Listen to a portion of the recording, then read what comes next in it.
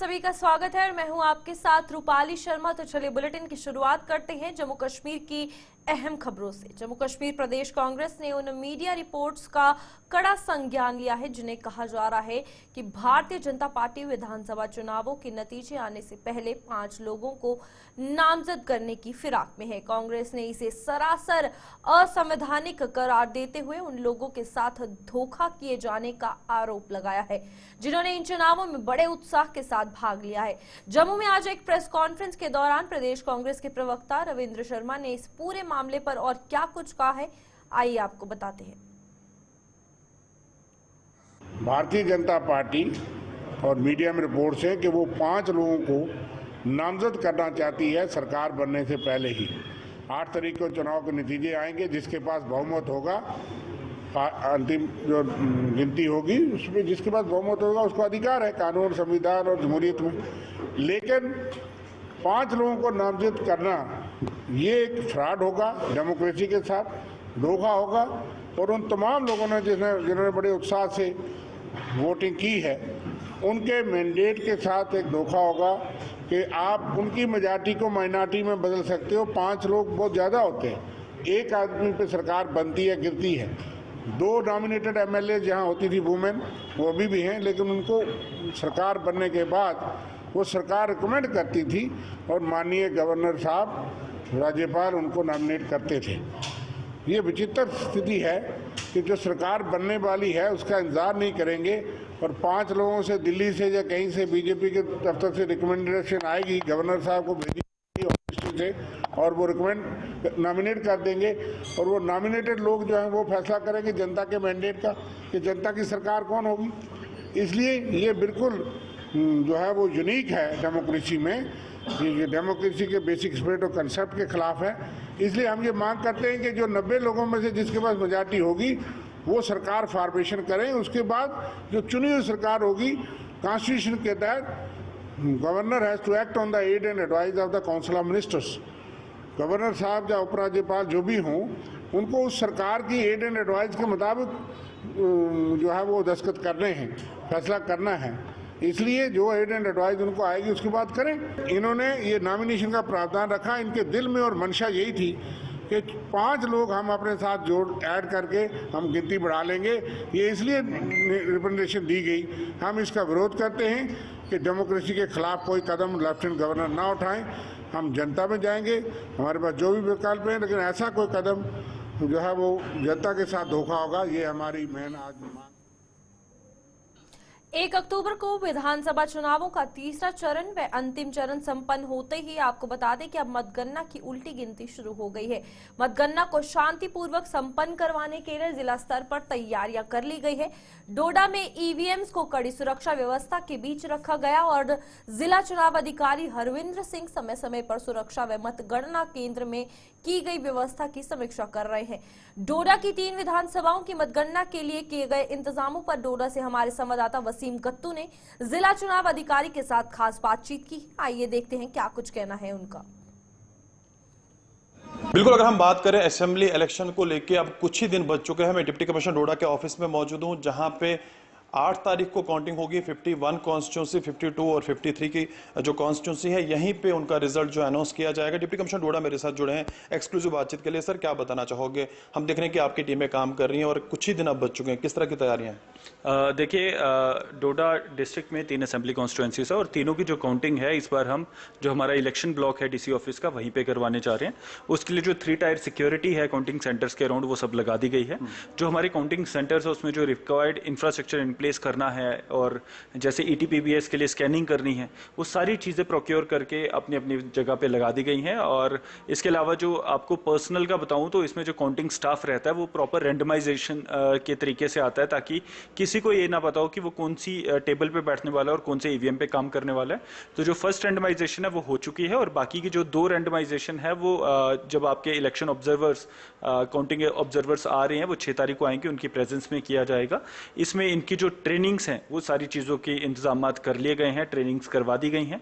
जो हमारे counting agents रहेंगे उनसे हमारे आरओज टाई अप में है, उनके आई कार्ड्स वगैरह सब उनको मुहैया करवा रहे हैं। तो मुझे उम्मीद है कि जिस तरह से 18 तारीख को एक बहुत ही पीसफुल तरीके से एक सबके सहयोग से एक बहुत अच्छी इलेक्शन हमने करवाई थी, पोलिंग करवाई थी, उसी तरह से इसका जो काउंटिंग रहेगी वो भी हम करवाएंगे। सुबह मॉर्निंग से कितने बजे तक की जो काउंटिंग होगी इसकी शुरुआत कहाँ से होगी? देखिए, सुबह 8 बजे काउंटिंग का जो प्रक्रिया है वो शुरू हो जाएगी। उससे पहले रैंडमाइजेशंस होती हैं, बट जो फॉर्मल काउंटिंग शुरू होती है वो सुबह 8 बजे होती है और शुरुआत ये पोस्टल बैलेट से होता है और फिर हाफ एन आवर उसके बाद 8:30 बजे के अराउंड हम ईवीएम्स की काउंटिंग शुरू कर देंगे।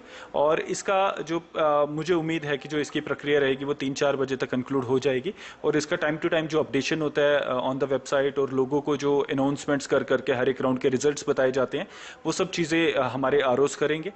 इसके लिए जो पब्लिक एड्रेस सिस्टम तमाम शहर में अलग अलग लोकेशंस पे लगाने हैं ताकि लोग अपने घर पे बैठ के रिजल्ट्स के जो राउंड्स के रिजल्ट्स हैं वो सुन सकें, वो इंतजाम भी हम कर रहे हैं। और मेरी लोगों से एक अपील रहेगी कि उस दिन क्योंकि ये बहुत ही एक सिक्योर्ड पैरामीटर रहेगा तो उस दिन भीड़ ना लगाएं। आप लोगों को जो रिजल्ट्स हैं वो सारे ईसीआई की वेबसाइट से और हमारी अनाउंसमेंट से आपको घर पे सुनाई देंगे। तो लोगों से एक अपील रहेगी कि उस दिन थोड़ा सा घरों में रहें। सिक्योरिटी के किस तरह के अरेंजमेंट्स किए अगर हम जिला डोडा की मैं बात करूँ हेडक्वार्टर की? देखिए, उम्मीद है क्योंकि हमारे तकरीबन 27 कैंडिडेट्स फ्रेम में हैं और उनके सपोर्टर्स हैं, तो लॉ एंड ऑर्डर के कंपोनेंट को ध्यान रखते हुए तमाम जो हमारी पब्लिक प्लेसेस हैं, तमाम हमारी जो रोड्स हैं उस पे ईसीआई गाइडलाइंस के मुताबिक जहाँ जहाँ पे नो व्हीकल जोन डिक्लेयर करना है वो हम कर देंगे और उसी हिसाब से हमारी जो क्यूआरटीज हैं और हमारी जो फोर्सेस हैं उनको हर जगह डिप्लॉय किया जाएगा। वो सब लोगों की मदद करने के लिए रहेंगे और लॉ एंड ऑर्डर को कंटेन करने के लिए। क्या इस दिन 8 तारीख को 144 भी इम्पोज किया जा सकता है? देखिए, 163 BNSS की ज़रूरत अभी हमें नहीं लग रही, but on the basis of situation हम उस चीज़ को भी अमल में लाएंगे। चलिए, बहुत बहुत शुक्रिया वक्त देने के लिए। डिप्टी कमिश्नर डोडा हरविंदर जी 8 तारीख को लेकर बात कर रहे थे, जहां पे 8 तारीख असेंबली इलेक्शंस का रिजल्ट सामने निकल के आएगा। एक्सक्लूसिव बातचीत गुलिस्तान न्यूज़ के साथ कर रहे थे। गुलिस्तान न्यूज़ के लिए वसीम। मॉनसून के सीजन के खत्म होते ही डेंगू और चिकनगुनिया की अगर बात की जाए तो इनके मामलों में बढ़ोतरी होने लगी है। आलम यह है कि जम्मू के जीएमसी अस्पताल में रोजाना 40 से 50 मरीज डेंगू या फिर चिकनगुनिया पॉजिटिव पाए जा रहे हैं। मरीजों की संख्या बढ़ने पर जीएमसी प्रशासन की जिम्मेदारी भी बढ़ गई है और डॉक्टरों की माने तो इस मॉनसून के बाद इस मौसम में ऐसे मामले बड़े आना और बढ़ना भी लाजमी है। आपको बता दें कि माइक्रोबायोलॉजी डिपार्टमेंट के हेड डॉक्टर संदीप डोगरा ने बताया कि जीएमसी में टेस्टिंग की प्रक्रिया जोरों शोरों से जारी है और रोजाना डबल शिफ्ट में काम किया जा रहा है। उन्होंने बताया कि कुछ एक मामलों में ही अस्पताल में भर्ती होने की जरूरत पड़ती है, लिहाजा पॉजिटिव आने पर मरीजों को घबराते ना हुए डॉक्टर को संपर्क करना चाहिए। टाइम पे आ गए हैं जिसमें कि हमारी जो पॉजिटिविटी है वो काफ़ी बढ़ गई है। ऑलमोस्ट 100 में से 40-50 पेशेंट जो है हमारे पास जो आ रहे हैं वो पॉजिटिव आ रहे हैं डेंगू के लिए और साथ में चिकनगुनिया के लिए भी।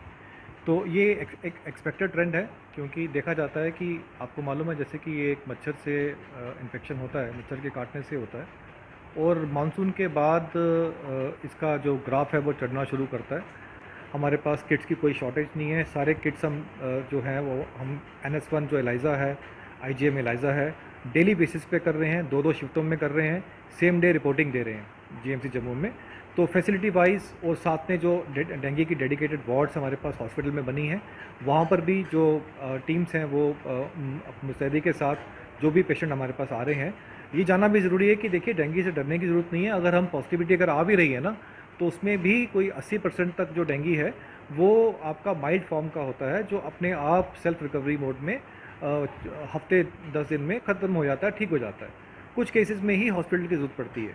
तो अगर किसी को डेंगू पॉजिटिव अगर वो रिपोर्ट आता भी है तो उसको घबराने की ज़रूरत नहीं है, प्रिकॉशन लेने की ज़रूरत है और वार्निंग साइंस जो होते हैं उनका ख्याल रखने की ज़रूरत है। सिर्फ हम उन लोगों को ये आगाह करते हैं कि जो इसके वार्निंग साइंस होते हैं कि अगर फीवर कंट्रोल ना हो, पेट में दर्द हो, वॉमिटिंग हो, बॉडी एक ज़्यादा रह जाए, इसकी सिविरिटी सिम्टम्स की बढ़े, या छोटे बच्चे हैं या बुज़ुर्ग लोग हैं या कोमॉर्बिड लोग हैं जिनको की डायबिटीज़ या और ऐसी कोई बीमारी है, उन लोगों में जो वार्निंग साइंस होते हैं उन लोगों को, उनके घर वालों को इसका खास ख्याल रखना चाहिए। और अगर ऐसे वार्निंग साइन जो यूजुअली 5 या 6 दिन के बाद में आते हैं तो उस केस में उनको फिर हॉस्पिटल का रुख करना चाहिए या किसी डॉक्टर की से जांच लेनी चाहिए।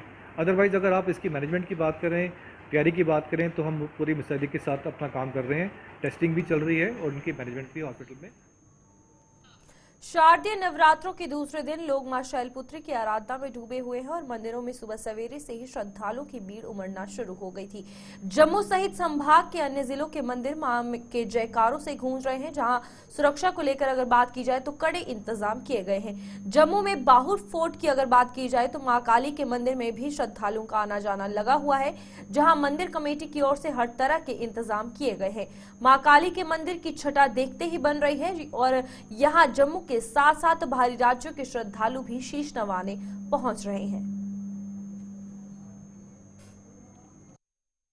जय माता की। आज द्वितीय नवरात्र ब्रह्मचारिणी माता के निमित्त आप भक्तों के लिए कल्याणकारी हो। माँ ब्रह्मचारिणी आप सब भक्तों का कल्याण करें। माँ बाबे वाली के रूप में आप सब भक्तों की मनोकामना पूर्ण करें। दिव्य एवं ज्योतिर्मय माता ब्रह्मचारिणी दूसरे नवरात्रे में माँ के इस रूप की पूजा करनी चाहिए। ये ब्रह्मा का अर्थ तपस्या से लिया गया है। तप की चारणी जानी तपस्या करने वाली माँ देवी माँ भगवती ब्रह्मचारिणी कहलाई। इस रूप की पूजा करने से भक्तों को सिद्धों को अनंत फल की प्राप्ति होती है और देवी का यह रूप पूर्ण ज्योतिर्मय एवं अनंत भव्य है। इनकी उपासना से तप, त्याग, वैराग्य, सदाचार और संयम में वृद्धि होती है। इन देवी के बाएं हाथ में जप की माला है और दाएं हाथ में करमंडल है। माँ भगवती आप सब भक्तों का कल्याण करे। ब्रह्मचारिणी माता के निमित्त 2 कन्याओं का पूजन करना चाहिए, जप करना चाहिए, हवन यज्ञ करना चाहिए और माता की उपासना करनी चाहिए। जय माता की। काफ़ी यहाँ पे चहल पहल है। माता रानी सबकी मनोकामना पूरी करे, हम तो यही चाहते हैं। और जो हमारे जो जम्मू कश्मीर का जो हालात है उसमें भी माता रानी अपना पूरा सहयोग दे और सबका अपना आशीर्वाद सब पे बनाए रखे और हमारे जम्मू कश्मीर के हालात सुधरे। और मैं चाहता हूँ कि जो भी भक्तजन अगर बैठ के माता रानी को देख रहे हैं वो अपना समय, थोड़ा सा कीमती समय निकाल के आए और माता रानी का आशीर्वाद यहाँ से प्राप्त करें और अपनी जो भी उनकी मनोकामना है वो माता रानी की जरूर पूरी करेगी। जय माता दी, जय माता दी। मैं कहना चाहूँगा हमारे जम्मू के लोगों को वहाँ डेली आना चाहिए और नवरात्रे में बढ़ चढ़ के हिस्सा लेना चाहिए। माता रानी का आशीर्वाद पाना चाहिए, इससे माता की सलीम कृपा रहती है। और मैंने देखा कि यहाँ पे लोग काफ़ी आते हैं और काफ़ी अच्छा प्रोग्राम है, पुलिस वालों का भी और अंदर का भी, लंगर का भी। लंगर डेली चलता है यहाँ पे सुबह से लेकर शाम तक।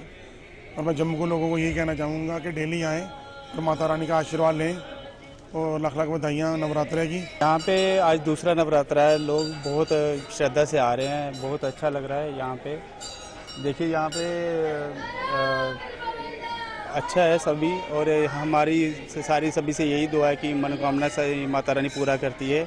यहाँ पे मंदिर में आए, उनके दर्शन प्राप्त करें, बस तो यही मैसेज है मेरे लोगों को कि आएँ यहाँ पे बड़ा अच्छा सा है।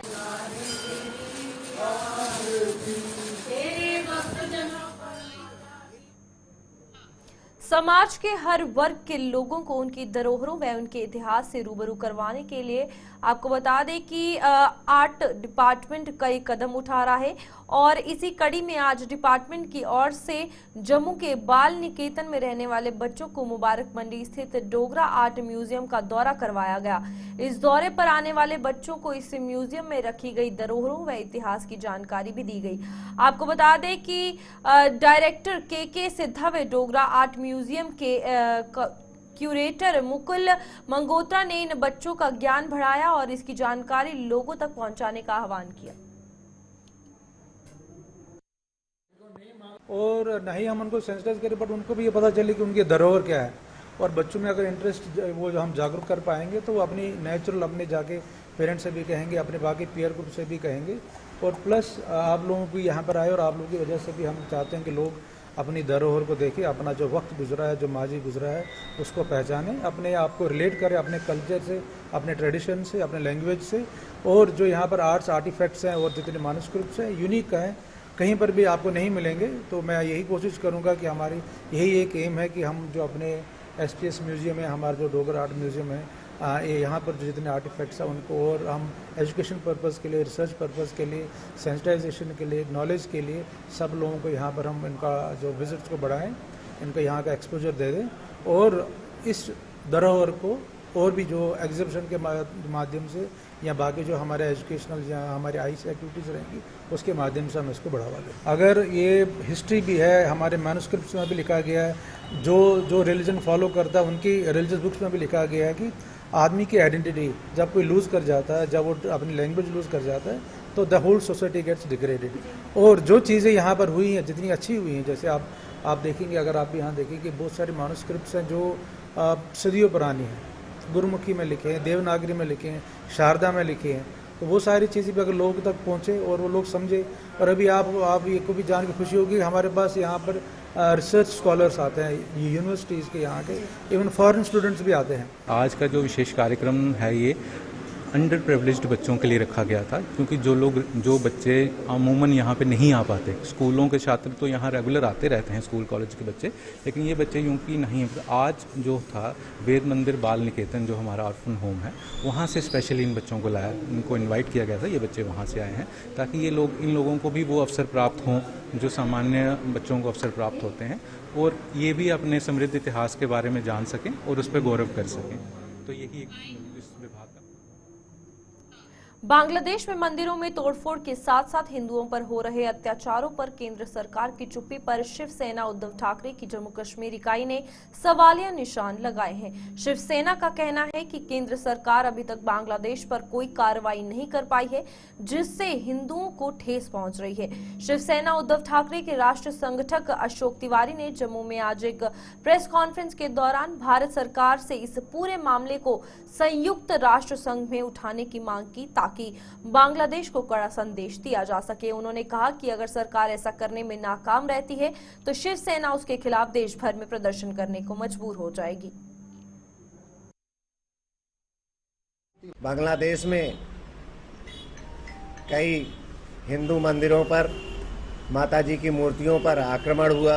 वहाँ के आक्रांता जो है हिंदू मंदिरों को क्षतिग्रस्त किया, माताजी की मूर्तियों को तोड़ा और हिंदुओं की भावना को आहत किया।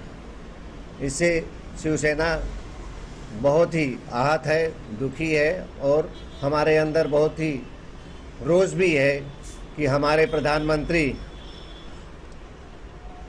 जो कि हिंदुत्व का ही दम भरते हैं, अभी तक उनका किसी तरह का इसके संबंध में कोई बयान नहीं आया है। हमारी सरकार से हम अनुरोध करते हैं कि एक कड़ा संदेश उस देश को देना चाहिए, राष्ट्र संघ में वो मामला उठाना चाहिए, वहाँ के राजदूत के समक्ष हम लोगों को यहाँ पर दिल्ली में प्रदर्शन करना चाहिए। अगर इसके बावजूद भी नहीं मानते हैं तो जो नीति है, नीति के हिसाब से उनको सुरक्षा देना हमारा काम है। बांग्लादेश के जो हिंदू निर्वासित हो रहे हैं, यहाँ तमाम बांग्लादेशी पूरे देश में आके बस गए हैं जगह जगह, और हमारे हिंदू वहाँ बांग्लादेश में मर रहे हैं। तो मैं समझता हूँ कि उन लोगों को जो तकलीफ में है उनकी सहायता हमारी केंद्र सरकार को करना चाहिए। नहीं करेंगी तो हम केंद्र सरकार के खिलाफ जबरदस्त प्रदर्शन करने की तैयारी कर रहे हैं और उसको हम सभी प्रदेश। जम्मू में आयोजित टेनिकॉइड चैंपियनशिप आज संपन्न हुई है। इस चैंपियनशिप का खिताब तमिलनाडु के नाम रहा, जिसने फाइनल मुकाबले में पौंडीचेरी को 22-13 से करारी मात दी। टेनिकॉइड फेडरेशन ऑफ इंडिया द्वारा आयोजित इस चैंपियनशिप में देश भर के 127 राज्यों और 4 केंद्र शासित प्रदेशों के खिलाड़ियों ने भाग लिया। फाइनल के मौके पर जम्मू नगर निगम के कमिश्नर डॉक्टर देवांश यादव मुख्य अतिथि के तौर पर मौजूद थे, जिन्होंने विजेता और उपविजेता टीम को सम्मानित किया। आज हम लोगों ने 36 सब जूनियर टेनिकॉइड चैंपियनशिप को यहाँ पे कंक्लूड किया है और मैं ऑर्गेनाइजर्स को मुबारकबाद देना चाहूँगा। जम्मू को एक नेशनल लेवल के टूर्नामेंट जिसमें 17 स्टेट्स और 4 यूनियन टेरिटरीज ने भाग लिया है एंड अपकमिंग स्पोर्ट है, आगे काफ़ी पोटेंशियल है। हमारे यूथ्स भी इनको देख के इंस्पायर होंगे एंड आने वाले समय में Jammu as a sports destination आगे बढ़े, यही हमारी एम और ऑब्जेक्टिव रहेंगे। एंड बाकी भी जितने भी प्राइवेट प्लेयर्स हैं, जितने भी स्टेक होल्डर्स हैं, सभी लोगों को हम साथ में लेके काम करें as a government, as Jammu municipal corporation. That will be the main aim and objective. क्या मैसेज रहेगा सर नौजवानों के लिए, खासकर जब ड्रग्स इस समय बहुत बड़ा प्रकोप बन के उभर रहा है? टेनिकॉइड जैसे काफ़ी सारे नए स्पोर्ट्स आगे निकल के आ रहे हैं। मैं अभी यहाँ पे लोगों से बात ही कर रहा था कि किस तरह हम अपने एरियाज़ में स्पोर्ट इंफ्रास्ट्रक्चर को और बेहतर करें ताकि आपके वार्ड के नियरेस्ट एरियाज़ में आप अच्छी स्पोर्ट्स की फैसिलिटी का लाभ ले सकें, फ़ायदा ले सकें। और हम लोग समय पे आने वाले समय में इसी चीज़ के ऊपर काम करेंगे कि ज़्यादा से ज़्यादा लोग, जो शाम का समय होता है, सुबह के टाइम सारे यूथ अपने स्कूल में, पढ़ाई में या किसी जॉब में होते हैं, शाम का एक समय होता है जो एक डिस्ट्रैक्शन का टाइम होता है, उस टाइम को हम पॉजिटिवली यूटिलाइज कर पाएँ, उनको एक अच्छी तरह उनकी एनर्जी को चैनलाइज करें ताकि उनका ड्रग्स और बाकी जगहों की तरफ ध्यान ही ना जाए। It's a wonderful movement that the travel to Tamil Nadu from Jammu Kashmir isn't easy. I'm so scared when I'm first time scared when I started to playing matches. Then it's feel good. It's a wonderful journey to Tamil Nadu and to Jammu Kashmir. It's a good arrangement. We can't tell any complaints in that. We feel very comfortable, safe. Thanks for the arrangements for Jammu and Kashmir.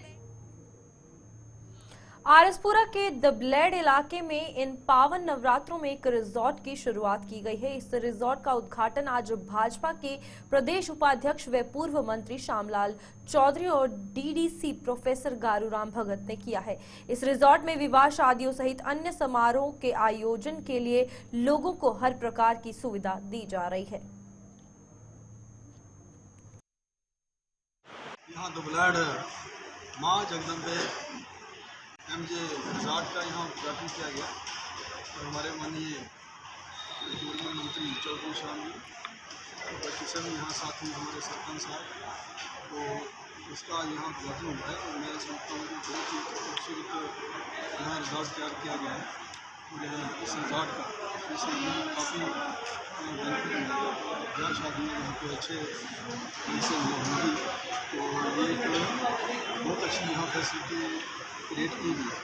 तो मैं पवन शर्मा जी को, जिन्होंने resort तैयार किया है, उनको अपनी दिल की गहराइयों से बहुत बहुत मुबारक देना चाहता हूँ, बधाई देना चाहता हूँ और उनको शुभकामनाएं देना चाहता हूँ कि वो कल्कि मूवमेंट और गोरक्षा संगठन ने गौमाता को राष्ट्रमाता का दर्जा देने की मांग की है। मूवमेंट के मुताबिक देश के कई राज्यों में गौमाता को राष्ट्रमाता का दर्जा दिया गया है, लिहाजा देश भर में ऐसा कानून बनाया जाना चाहिए। कल्कि मूवमेंट के बोर्ड सदस्य कुशाल शर्मा ने जम्मू में आज एक प्रेस कॉन्फ्रेंस के दौरान इस मांग को उजागर किया है और क्या कुछ कहा है उन्होंने, आइए आपको बताते हैं। सारी डिमांड है कि ऑल ओवर इंडिया में गौ माता की राष्ट्रीय गौ माता घोषित किया जाए ताकि कोई भी किसी भी कम्युनिटी अपना भाईचारा खराब ना हो। जो राष्ट्रीय पशु घोषित माता किया जाए उसके बाद कोई भी गुमाई समझी नहीं होनी है। तो साड़ी ये डिमांड है अपने स्टेट सरकार अगे, सेंटर बीजेपी अगे, सुप्रीम कोर्ट के ऑलरेडी पटिशन फाइल की गौ माता राष्ट्रीय पशु माता घोषित किया जाए। और जड़ी ये आए दिन दिखने है कि जम्मू सिटी भी रात गुमाई समझ 3-4 लोग ही 3-4 गड्डियां एक्टिव होंगी, रात गवां चुकते हैं, लिफ्ट करते हैं, गड्डी पाई लेते दोस्ती नेशनल हाईवे श्रीनगर है 250 300 400 ट्रक पर डे मोबाइल सोने जाता है। ये चीज़ें खत्म करने से राष्ट्रीय माता घोषित करना बहुत जरूरी है, क्योंकि अगर सपोज करो कोई भी पुलिस वाला रात 10 गाड़ियां पड़ लेते हैं, सब तो बड़ी समस्या है कि गांव रखनी कुछ जी गौशाला अज की डेट में जम्मू कश्मीर अंदर बनी दी वो सिर्फ एक अड्डा बन चुकी है। कोई भी गौशाला जम्मू कश्मीर अंदर नहीं है, वो सारिया डेयरियां दुध की डेयरियां। एक गौशाला बनी ही 5 ग्राई जी म्यूनसिपैलिटी ने बनाई, वो भी कुछ बंदे गलत बंदे हथ चली, वो भी एक अड्डा बनी है। तो समाज ही जागना पौना, जियां समाज जागे करता है इं मैं ना और समाज जागे। बड़े बड़े लोग आए, बड़े चलिए गौ माता प्रति अंदोलन शुरू किए, कहीं रही है, कहीं चला है, कहीं रही है। असं अज 10 साल जरिए ना, लेकिन गौ माता की राष्ट्रीय पशु माता घोषित करना बहुत जरूरी है कि राष्ट्रीय माता घोषित नहीं की जाएगी। इंदर साड़ा जड़ा आपस भाईचारा। चलिए न्यूज ब्रीफ में इतना ही। खबरों का सिलसिला जारी रहेगा, आप जुड़े रहिए गुलिस्तान न्यूज के साथ।